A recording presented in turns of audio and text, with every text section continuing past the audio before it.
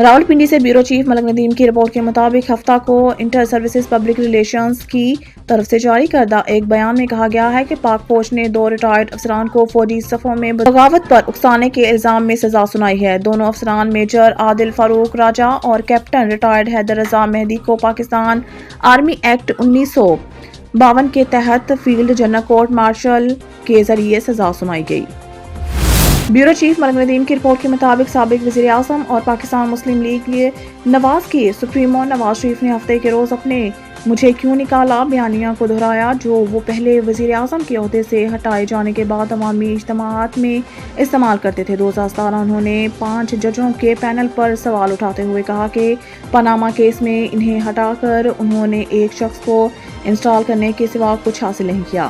P T I کے chairman Imran Khan کا حوالہ دیتے ہوئے، جو شریف کے مطابق سیاسی چالاکیوں کا فقدان تھا اور اکثر نیچے کا سہارا لیتے تھے، کے خلاف بیلٹ زبانی حملے، اس کی سیاسی مخالفت۔ سیالکوٹ میں 2 الگ الگ تقریبات میں تاجروں اور صنعت کاروں سے خطاب کرتے ہوئے 3 بار کے وزیر اعظم نے پاناما کیس میں 5 ججوں کے پینل کی طرف سے ان کی غیر منصفانہ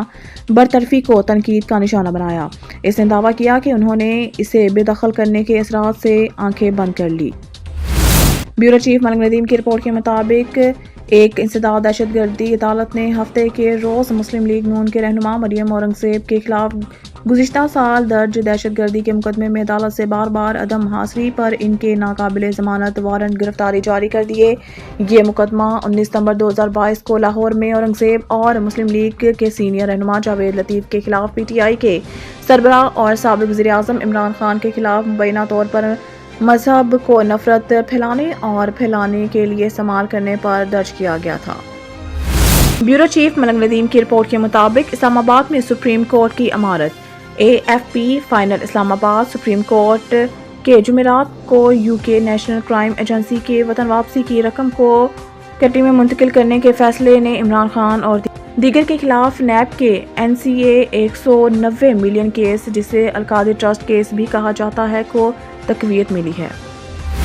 اسلام آباد سے بیورو چیف ملک ندیم کی رپورٹ کے مطابق وزیر خارجہ جلیل عباس ایلانی اتوار کو یورپی یونین کے ہیڈ کوارٹر برسلز روانہ ہو رہے ہیں، جہاں وہ غیر قانونی ہجرت کے خاتمے اور اس مسئلے کے حل کے لیے راستے تجویز کرنے کے لیے عالمی کانفرنس میں شرکت کے لیے روانہ ہو رہے ہیں۔ اور پاکستانی جو اکثر ان پڑھ اور نوجوان ہیں، غیر قانونی طریقوں سے یورپ میں داخل ہونے کے لیے اپنی قسمت آزماتے ہیں۔ وہ خطرناک سفر کرتے ہیں جو کبھی کبھار سانحات پر ختم ہوتے ہیں۔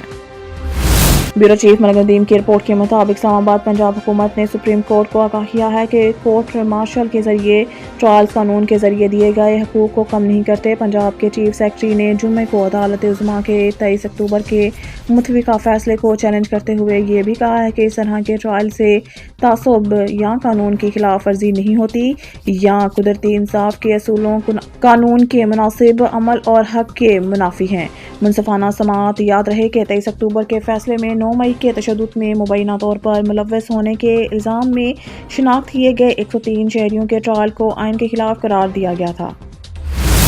بیورو چیف ملک ندیم کی رپورٹ کے مطابق ایس پی راول فیصل سلیم نے پولیس لائنز ہیڈ کوارٹر میں کھلی کچہری کا انعقاد کیا۔ کھلی کچہری میں آنے والے شہریوں کی شکایات سن کر متعلقہ افسران کو احکامات جاری کیے اور مارک کردہ درخواستوں پر دیے گئے ٹائم فریم میں قانونی کارروائی کر کے رپورٹ کرنے کی ہدایات دی۔